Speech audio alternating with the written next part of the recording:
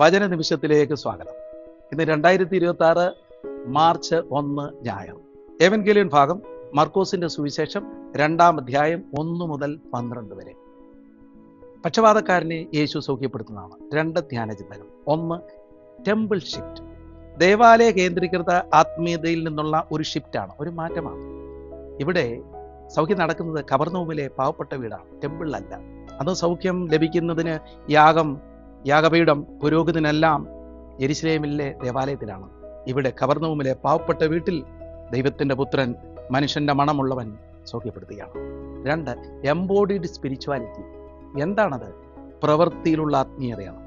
4 ഹൃദയങ്ങൾ ഒരു ക്ഷീണിച്ച ഹൃദയത്തെ ചേർത്ത് നിർത്തിയ കഥയാണ്. 4 പേർ ചേർന്ന് ഈ ഡിസബിലിറ്റി ബാധിച്ചവനെ ദൈവത്തിൻ്റെ അരങ്ങിൽ കൊണ്ടുവന്നു.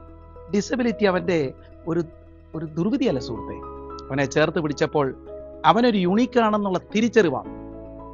അലിൻ എന്ന കുഞ്ഞിൻ്റെ മരണം ഉയർപ്പിച്ചത് 5 ജീവിതങ്ങളെയാണ്. അലിൻ നമ്മോട് പറയുന്നത്, ചേർന്ന് നിന്നാൽ ആർക്കും ജീവിതത്തിലേക്ക് കുതിക്കാമെന്നാണ്. ആമേൻ.